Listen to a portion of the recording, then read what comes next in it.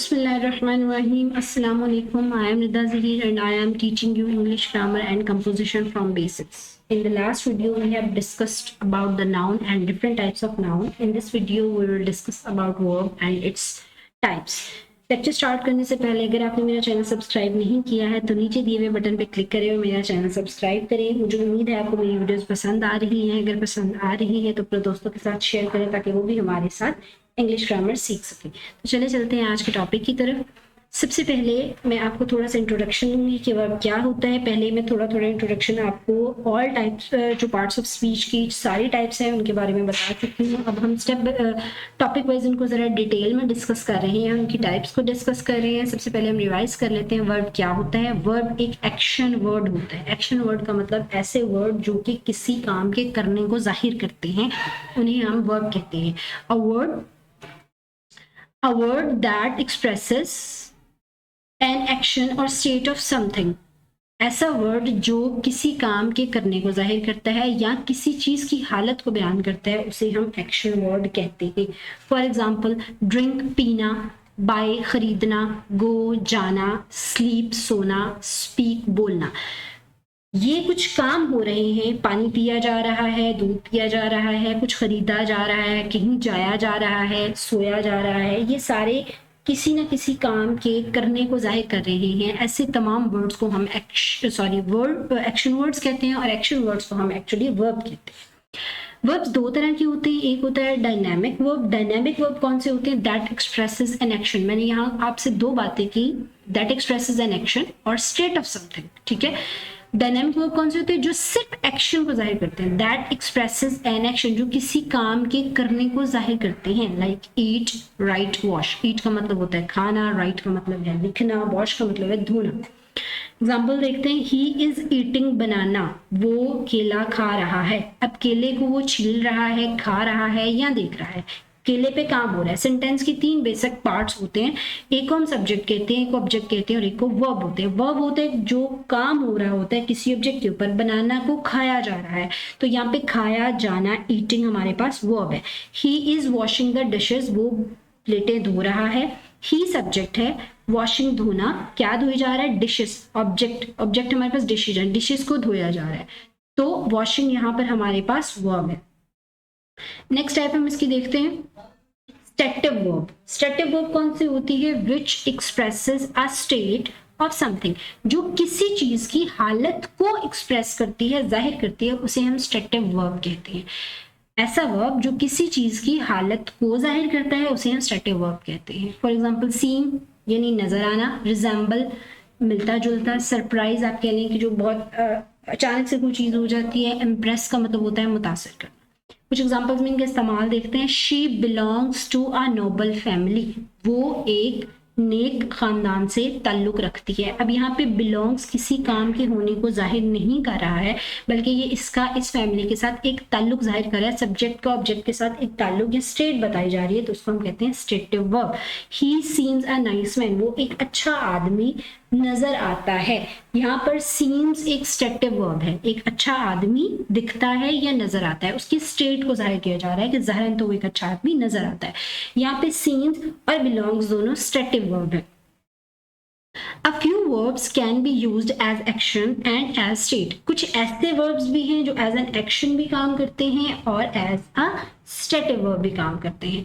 देखते हैं एग्जाम्पल एक लुक्स की अगर हम बात करें, ही लुक्स हैंडसम, वो अच्छा दिखाई देता है या अच्छा नजर आता है। यहाँ पे हैंडसम उसकी स्टेट को जाहिर कर रहा है, लुक्स नजर आना, इसको हम कहेंगे स्टेटिव वर्ब। ये यहाँ पे एज एन स्टेटिव वर्ब इस्तेमाल हो रहा है।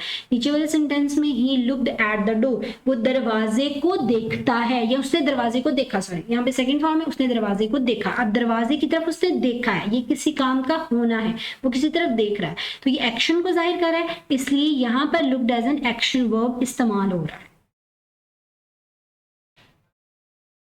अब हम देखते हैं फॉर्म्स ऑफ वर्ब कितनी तरह की होती है। तीन मेजर फॉर्म ऑफ वर्ब्स हैं, बेस फॉर्म, पास्ट सिंपल और पास्ट पार्टिसिपल, आमतौर पर इनको कहा जाता है first form of verb, second form of verb और थर्ड फॉर्म ऑफ वर्ब। आपने कंफ्यूज नहीं होना, अगर आपको फर्स्ट सेकंड थर्ड की फॉर्म में ज़्यादा इजीली समझ आता है तो मैं इसी को डिस्कस करूंगी, इसको हम ज़रा कम इस्तेमाल करेंगे, लेकिन आपको पता होना चाहिए कि जो फर्स्ट फॉर्म ऑफ वर्ब है उसे बेस फॉर्म कहते हैं, जो सेकंड फॉर्म ऑफ वर्ब है उसे पास्ट सिंपल कहते हैं, जो थर्ड फॉर्म ऑफ वर्ब है उसे हम पास्ट पार्टिसिपल कहते हैं। कुछ एग्जाम्पल्स देखते हैं। राइट, लिखना, first form of verb right होती है, सेकंड फॉर्म ऑफ वर्ब या पास्ट पार्टिसिपल हमारे पास रॉट होता है, थर्ड फॉर्म ऑफ वर्ब और पास्ट पार्टिसिपल हमारे पास रिटन होता है। फर्स्ट फॉर्म ऑफ वर्ब हमारे पास राइट है, पास्ट सिंपल और सेकंड फॉर्म ऑफ वर्ब हमारे पास रॉट है, थर्ड फॉर्म ऑफ वर्ब या पास्ट पार्टिसिपल हमारे पास रिटन है। इसी तरह सी हमारे पास फर्स्ट फॉर्म ऑफ वर्ब है, सा हमारे पास सेकंड फॉर्म ऑफ वर्ब है, सीन हमारे पास थर्ड फॉर्म। अच्छा जी, जो हमारी फर्स्ट फॉर्म ऑफ वर्ब होती हैं, अगर हम उनसे पहले सिंपली आईएनजी लगाएं तो हमारे पास एक और फॉर्म ऑफ वर्ब बनती है जो सेकंड या थर्ड जैसी नहीं होती है। Adding ING to the base form, base form कौन सी है? First form of verb. Base form हम फर्स्ट फॉर्म ऑफ वर्ब को कहते हैं। It turns into a form noun as present participle. अगर हम फर्स्ट फॉर्म ऑफ वर्ब के साथ आईएनजी लगाएं तो वो एक जो जिस हालत में बनेगी उसको हम कहते हैं present participle. Sometimes it's called fourth type of verb, और अक्सर औकात वो फोर्थ टाइप भी कहलाती है। ड्रिंक के साथ सिंपली आईएनजी लगाएं तो वो ड्रिंकिंग हो जाएगा, ईट के साथ आईएनजी लगाएं तो ईटिंग बन जाएगा, और इसको हम कहते हैं प्रेजेंट पार्टिसिपल। अब हम देखते हैं सेकेंड और थर्ड टाइप्स कैसे बनती है। Verbs are of two types. Verbs दो तरह के होते हैं। एक तो मैंने पीछे आपको बताया कि कुछ verbs ऐसे होते हैं जो कि एक्शन वर्ड्स को जाहिर करते हैं, कुछ ऐसे होते हैं जो कि किसी चीज़ की स्टेट या हालत को जाहिर करते हैं। लेकिन जब हम सेकंड और थर्ड फॉर्म में चेंज करते हैं तो उनको चेंज करने के जो रूल्स होते हैं वो दो तरह के होते हैं, या उसमें दो फॉर्म्स आती हैं। एक हम कहते हैं रेगुलर वर्ब्स। रेगुलर वर्ब्स कौन से होते हैं? Verbs whose past simple and past participle. इससे कंफ्यूज नहीं होना है, आप यहाँ पे first form, second form, third form बोल सकते हैं। वो whose सेकंड फॉर्म और third form is made by simply adding ed at the end। अगर हम फर्स्ट फॉर्म ऑफ वर्ब के कुछ वर्ड होते हैं उनके साथ सिंपली ed ऐड कर दे तो हमारे पास सेकंड फॉर्म ऑफ वर्ब और third form of verb easily बन जाती है। और अगर मैं आपको बताऊं तो वर्ब्स के जितने भी वर्ड्स इंग्लिश ग्रामर में हैं उनमें 90% प्लस वर्ड्स ऐसे हैं जिनके साथ हम सिंपली ed लगा दें तो सेकेंड और थर्ड फॉर्म बन जाती है। इसलिए ये ज़्यादा मुश्किल नहीं होता है इनको याद करना, बल्कि इनको याद करने की जरूरत ही नहीं पड़ती। आप सिंपली एंड पे ed लगाएं तो आपकी सेकंड और थर्ड फॉर्म बन जाती है। लेकिन इसकी समझ या इसकी प्रैक्टिस तभी होगी जितना आप इस पे वर्क करेंगे, जितना ज़्यादा आप इंग्लिश रीडिंग करेंगे आपको ज़्यादा अच्छे से समझ आ जाएगी कि कौन सी फॉर्म ऑफ वर्ब्स के साथ ed लगता है और कौन सी फॉर्म ऑफ वर्ब्स के साथ ed नहीं लगता है। यहाँ पे कुछ एग्जाम्पल देखते हैं। Ask, asked, asked. Help, helped, help. Help का मतलब होता है मदद, आस्क का मतलब होता है पूछना, लुक का मतलब है देखना, looked second form, looked third form. Need जरूरत, needed second form, needed third form.